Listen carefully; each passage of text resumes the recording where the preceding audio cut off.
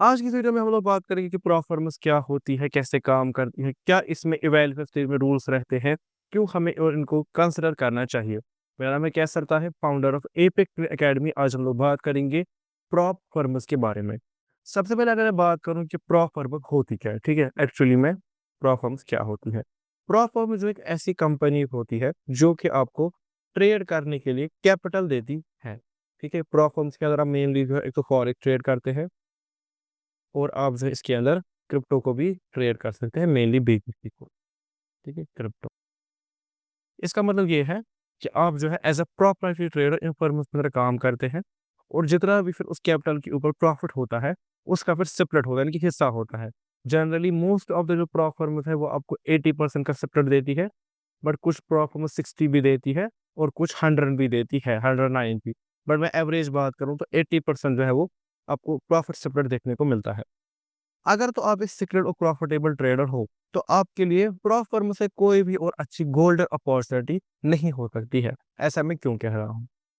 अगर हम बात करें मेनली जो हमारे पास सबसे छोटा अकाउंट होता है मोस्ट ऑफ द प्रॉ फर्म में, वो होता है या तो 5K का, ठीक है? 5K डॉलर, या तो होता है 6K। अभी हम 5K मान के चलते हैं। अब अगर हमें 5K का अकाउंट लेना है, सब मैं बात करूँगा आज फंडिंग पे, क्योंकि मैं खुद फंडिंग पे काफ़ी टाइम से यूज़ कर रहा हूँ। उसके अंदर हमें 5K का अकाउंट लेने के लिए ऑलमोस्ट $36 देने पड़ते हैं, $36। अब अगर आप सोचो अगर आप $36 के साथ ट्रेड करोगे खुद और आप मंथली जो है वो 10% का रिटर्न जनरेट करते हो। $36 का 10% कितना होता है? 3.6 डॉलर के आसपास। अब आप मुझे बताओ क्या $3.6 कुछ भी प्रॉफिट है? इतना तो मतलब इतना तो 2-3 ट्रेड में आपका ब्रोकरेज स्प्रेड ही चला जाएगा। अगर आप उन्हीं $36 के अंदर 5 के अकाउंट लेते हो, आप अगर से इवैल्यूएशन स्टेज को पार कर दो और सेम 10% निकाल दो, तो आप जो है $500 का प्रॉफिट करोगे। और मैं मानता हूँ चलो ठीक है, कुछ नहीं तो आपको 50% ही मिलेगा, 60% ही मिलेगा। मतलब आपके पास नेट प्रॉफिट $250 का आता है, ठीक है? और मैं बात कर रहा हूँ एक पे आउट की। अब एक पे आउट तो लोगे नहीं, कम से कम 5, 10, 15 जिधर भी आप खींच सकते हो अकाउंट को, उतने पे आउट लोगे। तो अगर आप एक प्रॉफिटेबल ट्रेडर हो, तो परफॉर्मेंस आपके लिए गोल्डन अपॉर्चुनिटी साबित हो सकती है। दूसरी चीज़, ये इंडिया में मैं ऐसा नहीं कहूँगा लीगल है, लेकिन इल्लीगल भी नहीं है। फेमा एक्ट जो है हमारे पास, फेमा एक्ट ऑफ 1988, ठीक है? FEMA act, foreign exchange management act, ये हमें कहता है कि आप किसी भी फॉरेन ब्रोकर से, सपोज ये आप इंडिया में हो, ठीक है? इंडिया में हो और ये यूएस का कोई या दुबई का कोई ब्रोकर है, सपोज एक्सएमएस हम मान लेते हैं, एक्सएम है, सीएमएस है, वह करे। आप अपने इंडियन अकाउंट से ब्रोकर के अकाउंट में या ब्रोकर के अकाउंट से अपने इंडियन अकाउंट में कोई भी पैसे नहीं ले सकते हो। ये फेमा एक्ट को वायलेट करता है, जिस केस में आपको जितना अमाउंट आपने ट्रांसफर किया है या लिया है, उसका 3x पेनल्टी लग सकती है और आपको जेल भी हो सकती है। तो आप फेमा एक्ट को इस तरीके से डायरेक्ट वायलेट करते हो। लेकिन जो परफॉर्मेंस है उसके अंदर कोई ऐसे रिजिड लीगल लॉ नहीं है। आप जब आईटीआर भरोगे आप ये दिखा सकते हो, या अगर आपको कोई मतलब आपको दिखाना हो इनकम मुझे कहाँ से आई, आप दिखा सकते हो कि या तो मैंने किसी प्रो फर्म जो कंपनी है उसको अपनी as a trader services provide की है, जिसके बदले में उन्होंने मुझे प्रॉफिट स्प्रेड दिया है, ना कि मैंने खुद का कैपिटल उनकी प्रो फर्म में डालकर उसके ऊपर आरओई जनरेट किया है। तो इस वजह से आप जो इस एक्ट से बच जाते हो थ्रू फेम एक्ट। अब आईटीआर बच सकते हो फेम एक्ट में, कोई मसला नहीं है। अब वो किस तरीके से फिर यूएसडीटी को जो है आईएनआर में कन्वर्ट करना है, वो एक सेपरेट वीडियो अगर आप चाहते हैं मैं उसके ऊपर वीडियो बना दूंगा। थर्ड जो है प्रॉपर एडवांटेज वो है स्केलेबिलिटी। अगर आपको $36 से सपोज 100 के डॉलर के कैपिटल तक जाना है, ठीक है? 100 के कैपिटल तक आपको जाना है, क्या आप मुझे बताओ रियलिस्टिक नंबर, क्या ये पॉसिबल है? अब अगर आप मुझे बताओ अगर आप सीधे फंडिंग पिप्स या किसी भी प्रोफर्म के अंदर 100K का अकाउंट सीधे लेते हो, उसके ऊपर ज़्यादा कुछ नहीं, आप 5%, मैं कुछ नहीं बोल रहा हूँ, मैं अगर बोल रहा हूँ 5 to 6% आप मंथली रिटर्न जनरेट करते हो। वो कितना होता है? वो होता है ऑलमोस्ट 5K से लेकर 6K डॉलर, ठीक है? उसके लिए आपको फ़ी पे कितनी करनी है, और आई थिंक $400 के आसपास की फ़ी है 100 के अकाउंट की, ठीक है? डिपेंड करता है प्रॉफर्म टू प्रॉफर्म। तो आप मुझे बताओ क्या ये इतने $400 पे करके आराम से जो है 100K का अकाउंट ले सकते हो, लेकिन क्या आप 36, 40, 100, $1000 से भी 100K तक पहुँच सकते हो? नहीं पहुँच सकते। 99.99% लोग नहीं पहुँचोगे, ये इम्पॉसिबल नंबर। इसलिए जो परफॉर्मेंस होता है, उसके अंदर जो स्केलेबिलिटी होता है, उसका भी कोई इश्यू नहीं होता है। आप चाहो तो आप फंड नेक्स्ट है और भी बहुत सारे हैं, वो टाइकन कैपिटल वगैरह भी, उनसे आप 200K तक का भी अकाउंट लेते हो। और अगर आप मानो 200K का आप जो है वो 5 अकाउंट पास कर दो, तो आपके पास ऑलमोस्ट $1 मिलियन की फंडिंग आ जाएगी। 1 मिलियन के ऊपर आप देखो, अगर आप 5-6% भी निकालते हो महीने का, वो कितना होता है। तो इसलिए प्रॉप फर्म्स के अंदर स्केलेबिलिटी जो है काफ़ी अच्छी रहती है। और हमेशा ये मेरा एक्सपीरियंस है लाइफ का, कि हमेशा जब भी बिज़नेस करो, क्योंकि ट्रेडिंग जो एज़ अ बिज़नेस होता है, तो जब भी बिज़नेस करो यू कोशिश करनी चाहिए बिज़नेस में हमेशा लेवरेज यूज़ करने की। कभी बिज़नेस के अंदर खुद का कैपिटल यूज़ नहीं करना चाहिए, लेकिन कोशिश करनी चाहिए कि 90% जब भी आप बिज़नेस करो तब लेवरेज यूज़ करो। तो अगर आप प्रॉप फर्म आपको लेवरेज दे रही होगी काफ़ी छोटे से अमाउंट पे, क्या दिक्कत है इसके अंदर? ठीक है, इसलिए मैं जो प्रॉप फर्म के साथ पर्सनली काफ़ी मैं मानता हूँ प्रॉपर, और मैं खुद भी फॉरेक्स जो है वो गोल्ड में स्मूथली मैं ट्रेड करता हूँ। अगर आपने मेरी ट्रेडिंग सीरीज़ फ़ॉलो की है, आप या अगर हमारी प्री कम्युनिटी चैनल के अंदर भी जुड़े हुए हो, तो उसके अंदर मैं रोज़ डेली अपने ट्रेडर को जो अपडेट करता हूँ, वो जो है मैं प्रॉप फर्म के ऊपर ही ट्रेड करता हूँ। किस प्रॉप फर्म के ऊपर ट्रेड करता हूँ, वो हम आगे बात करेंगे। तो ये मैंने आपको बेसिक अंडरस्टैंडिंग दी कि प्रॉप फर्म क्या होती है, हमें क्यों उस प्रॉप फर्म को ट्रांसफ़र करना चाहिए। अब ऐसे तो वो कोई कैपिटल देगा नहीं, उसके लिए आपको कुछ इवैल्यूएशन स्टेजेस जो है वो पार करने पड़ेंगे। आपको अपने आप को प्रूफ करना पड़ेगा कि हाँ, मैं प्रॉफिटेबल हूँ। अब हम बात करेंगे मोस्टली कौन-सा अकाउंट आपको लेना है, किस प्रॉप फर्म से लेना है और क्या मेन रूल जो है रहेंगे। बहुत सारे रूल्स हैं, लेकिन वो आपको कुछ भी नहीं करेंगे। जो मेन रूल्स हैं जिससे अकाउंट ब्रीच होते हैं, हम उनके बारे में जो है बात करेंगे, और किन मेन रूल्स को ध्यान में रख के ट्रेड करना है, उसके बारे में हम लोग बात करेंगे। ये हमारे पास फंडिंग टिप्स का मेन वेबसाइट, ठीक है? मेन लैंडिंग पेज है, ये है फंडिंग टिप्स।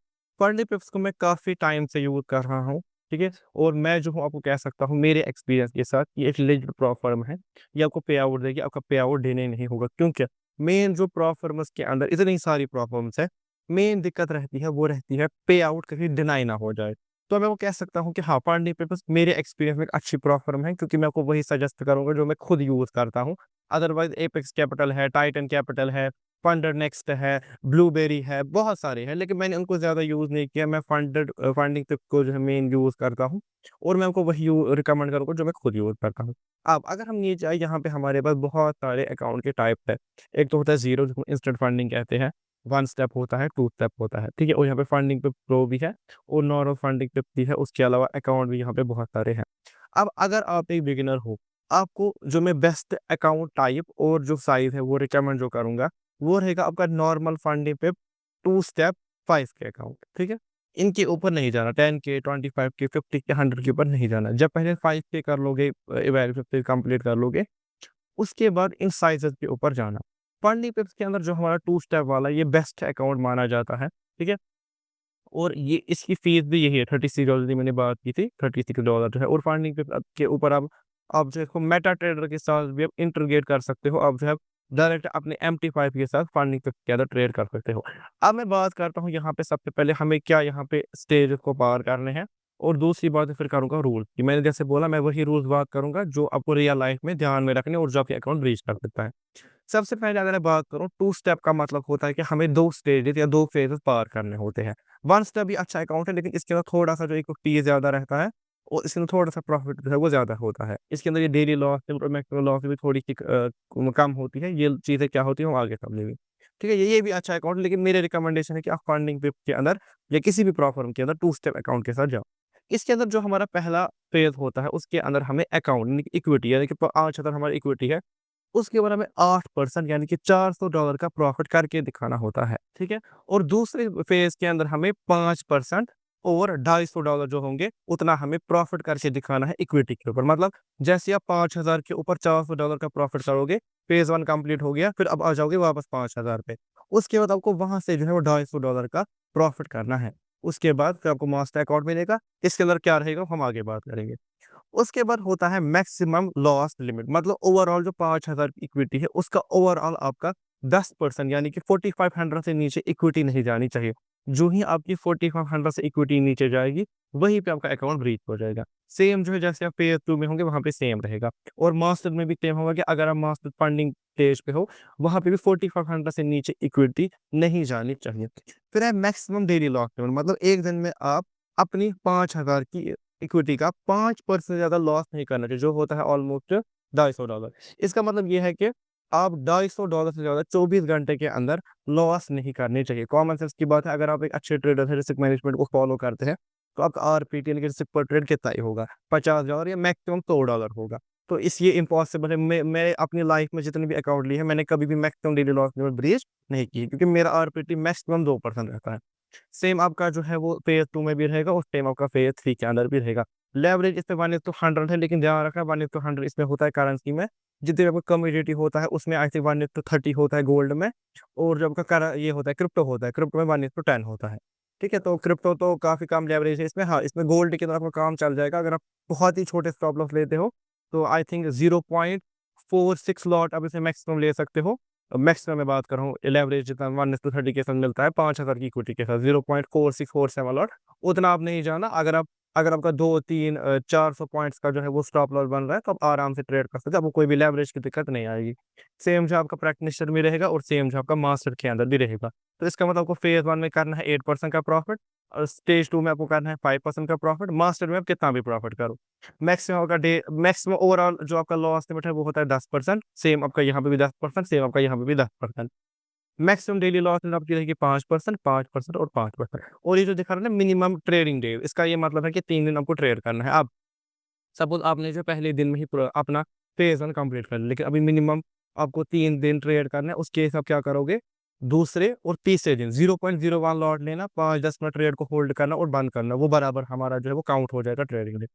तो ये आपका मेन जो है, आपको जो इनको प्रूव करके दिखाना है कि हाँ, मैं 8+5 यानी कि 30% का रिटर्न जनरेट कर सकता हूँ, जो कि आई थिंक 1 महीने या डेढ़ महीने में अगर आप बिल्कुल रिस्क मैनेजमेंट के साथ ट्रेड करते हो, कोई बड़ी बात जो है प्रॉफिट करना नहीं है। अब इसके अंदर क्या है, इसके अंदर जो मैं बात कर रहा था यहाँ पे, प्रॉफिट आप अनलिमिटेड कर सकते हो, लेकिन प्रॉफिट कितना सेपरेट मिलेगा? अगर आप लेते हो इनका बाई वीकली साइकिल, मतलब ट्यूसडे को प्रॉफिट लेते हो, तो आपको मिलेगा अपने प्रॉफिट का 60%। अगर आप लेते हो 14 डे के साइकिल पे, मतलब 2 हफ्तों के बाद आप लेते हो प्रॉफिट, जब जब आपने प्रॉफिट किया उसके 2 हफ्तों के बाद प्रॉफिट लेते हो, उसमें आपको मिलेगा 80% सबसे। अगर आप लेते हो बाय मंथली यानी कि 30 डेज़ के बाद प्रॉफिट लेते हो, आपको मिलेगा 100% प्रॉफिट। मैं आपको रिकमेंड क्या करूँगा? मैं आपको रिकमेंड करूँगा कि आप बाय वीकली के साथ जाओ। आप 60% ही सेपरेट लो, लेकिन जैसे ही प्रॉफिट होगा आप उसको विथड्रॉल कर लो। अब मैं जो हूँ, मैं थोड़ा-सा करता हूँ प्रॉफिट्स को होल्ड, क्योंकि मुझे पता है मैं कितना कंसिस्टेंट प्रॉफिट बनाता हूँ मंथ में, मुझे अपनी परसेंटेज पता है। देखिए, अगर आप स्पेशली बिगिनिंग में प्रॉफिटेबल हो रहे हो, तो जो ही आपका ट्यूसडे का दिन आएगा, आपको उसी दिन जो है प्रॉफिट को विथड्रॉल कर लेना है। अब इसके अंदर कुछ रूल्स हैं। एक तो है आपकी डेली लॉस लिमिट, और है आपका मिनिमम ट्रेडिंग डेज़ है, और आपका है ओवरऑल लॉस लिमिट। उसके अलावा कुछ मैं आपको रूल्स बताता हूँ जो मेरे एक्सपीरियंस में आपको ध्यान में रखने चाहिए, जिससे फिर आपका कभी भी अकाउंट ब्रीच नहीं होगा। कुछ दिनों पहले फंडिंग पिप ने जो है अपना आईपी रूल डिसेबल कर दिया, आईपी रूल उन्हें हटा दिया। इसका मतलब ये है कि अब आप कहीं से भी ट्रेड कर सकते हो। अब बहुत कम चांस है कि वो आपको ट्रैवल वगैरह का जो है वो प्रूफ वगैरह मानेंगे। लेकिन मेरा आपको ये सजेशन रहेगा, मेरी आपको एडवाइस रहेगी कि अगर आप फंडिंग पिप के साथ, बाकी का तो मैं ज़्यादा नहीं बोल सकता, स्पेशली अगर आप फंडिंग पिप के साथ ट्रेड कर रहे हो, तो कोशिश करो एक ही डिवाइस से ट्रेड करने की और एक ही इंटरनेट प्रोवाइडर से ट्रेड करने की। सपोज़ जहाँ पे मैं बैठा हुआ हूँ, मैं न 90 का 100% ऑफ द टाइम जब भी ट्रेड करता हूँ, वो यही के वाईफ़ाई जो मेरा यहाँ पे इंटरनेट प्रोवाइडर है, एयरटेल का है मेरे पास फाइबर, मैं उसी के साथ जो है ट्रेड करता हूँ। मैं कभी मोबाइल डेटा यूज़ करूँगा, कभी जो है अपना वाईफ़ाई यूज़ करूँगा, कभी जो किसी का हॉटस्पॉट यूज़ करूँगा, कभी कैफ़े का वाईफ़ाई यूज़ करूँगा। अगर आप ऐसा करते हो ना, तो ऐसे प्रॉपर वो आपको शक होता है कहीं ये किसी और को अकाउंट हैंडलिंग के लिए अपना अकाउंट तो नहीं दे रहा है। इसलिए मेरी जो आपको रिकमेंडेशन रहेगी, कोशिश करो कि एक ही डिवाइस से ट्रेड करने की और एक ही इंटरनेट प्रोवाइडर से ट्रेड करने की। उसे भी कोशिश करो वाईफ़ाई से ट्रेड करने की, क्योंकि जब हम मोबाइल डेटा यूज़ करते हैं ना, तो कभी-कभी मोबाइल डेटा डिफरेंट सैटेलाइट्स के साथ अपना नेटवर्क कनेक्ट करता है। तो आप जो है कोशिश करो एक ही वाईफ़ाई के साथ ट्रेड करने की। उसके अलावा रही बात न्यूज़ की, जब भी न्यूज़ होगी, क्योंकि अगर आप मुझे मेरे कम्युनिटी चैनल पे फ़ॉलो करते हो, तो मैं हमेशा एक मेजर जो हाई इम्पैक्टिंग या मिड इम्पैक्टिंग न्यूज़ होता है, उससे 10 मिनट पहले ही मार्केट से बाहर हो जाता हूँ। मेरी आपको रिकमेंडेशन ये रहेगी कि कुछ भी हो जाए, प्रॉप फर्म्स के अंदर न्यूज़ ट्रेडिंग मत करो। हालाँकि न्यूज़ ट्रेडिंग अलाउड होती है इवैल्यूएशन स्टेज में, लेकिन मत करो। बहुत ही बड़ा रीज़न है जिससे लोग अपना अकाउंट ब्रीच करते हैं, वो है न्यूज़ ट्रेडिंग। हर बार न्यूज़ से 10 मिनट पहले मार्केट से बाहर हो जाओ अगर ट्रेड चल रही है। अगर ट्रेड करना है तो न्यूज़ के 10 मिनट के बाद करो। ये मेरी आपको रिकमेंडेशन रहेगी कि न्यूज़ ट्रेडिंग से दूर रहो। यही मेन जो आपका overall drawdown limit, daily drawdown limit है, उसके अलावा जो 2 मेन यही रूल्स है, एक है आपका आईपी एड्रेस वाला रूल और दूसरा आपका न्यूज़ ट्रेडिंग वाला रूल। अगर आप यहाँ पे देखोगे, अगर हम नीचे जाएँगे, यहाँ पे आप देख सकते हो कि हाँ, you are allowed to hold news you are allowed to hold trade during news and over the weekend. इसका मतलब आप जो है अलाउड हो न्यूज़ ट्रेड करने के लिए, कहाँ पे? इवैल्यूएशन और मतलब फेज़ 1 और फेज़ 2 के अंदर। मास्टर के अंदर फिर आपको ये बोलता है कि आपको जो है 10 मिनट पहले या 5 मिनट पहले क्लोज़ करनी है। आप इन सब झंझट के जो यहाँ से लेकर यहाँ तक का झंझट है, इसके ऊपर आप मत जाओ। मैं आपको बोल रहा हूँ, आप चाहे फ़ेज़ 1 पे हो, आप चाहे फ़ेज़ 2 पे हो या चाहे आप मास्टर अकाउंट के ऊपर हो, आप जो है हमेशा न्यू ट्रेडिंग को अवॉइड करो और 10 मिनट पहले या 10 मिनट बाद मार्केट के अंदर या बाहर जाओ। मेन आपके ये 4 रूल्स हैं, इसके अलावा दुनिया भर के रूल्स हैं। हाँ, एक और इम्पोर्टेंट रूल है, वो इनएक्टिविटी रूल। आपको जो है एटलीस्ट 30 डेज़ के अंदर अपने ट्रेडिंग अकाउंट के अंदर 1 ट्रेड करना है, जो कि मुझे लगता है हर कोई करेगा, क्योंकि सब जो है अकाउंट ट्रेड करने के लिए लेते हैं। बाकी इसमें कोई भी आपको रूल ऐसा नहीं है कि जो आपका अकाउंट ब्रेक करेगा। बाकी इसके अंदर अगर आप चाहो तो फिर आगे जाके मास्टर अकाउंट को मर्ज भी कर सकते हो। अगर आप इनका 16 लगातार पे आउट लेते हो, तो आपकी हॉट सीट पे आते हो, जिसके अंदर आपको 100% जो है वो पे आउट मिलता है, उधर हम नहीं करेंगे। मेन यही 4 रूल्स हैं, इन पे आप ध ध्यान रखना है, आपका कभी भी अकाउंट ब्रीच नहीं होगा। बाकी मैंने फंडिंग टिप्स का जो लिंक है वो डिस्क्रिप्शन में दिया हुआ है, जिससे आपको कुछ एडिशनल डिस्काउंट भी देखने को मिलेंगे। आप चाहे तो उसको चेकआउट कर सकते हो। तो ये हमने आज बात की कि प्रॉफर्मस क्या होती है, किस तरीके से प्रॉफर्मस एक अच्छा ऑप्शन हो सकता है बिगिनर के लिए स्पेशली, जिसके अंदर एक तो स्केलेबिलिटी भी है, फेम एक्ट को वायलेट भी नहीं करते हैं और काफ़ी छोटी फीस हम बड़ा अकाउंट ले सकते हैं। उसके मैंने आपको बात की कि मेन जो रूल्स होते हैं जो आपको ध्यान रखने हैं और इवैल्यूएशन हमें किस तरीके से बात करनी है। मुझे उम्मीद है आपको आज की वीडियो पसंद आई होगी। पसंद आई हो तो do let me know in the comment. और अगर आप चाहते हैं कि जो मैंने आपको बोला, ये मैं आपके लिए एक डिफरेंट सेपरेट वीडियो बनाऊँ, जिसके अंदर मैं बात करूँ किस तरीके से मैं यूएसडीटी को बेस्ट तरीके या बेस्ट वे के अंदर आईएनआर के अंदर कन्वर्ट करता हूँ, do let me know in the comment. मैं मिलता हूँ आपसे अगली वीडियो में, तब तक के लिए बाय बाय।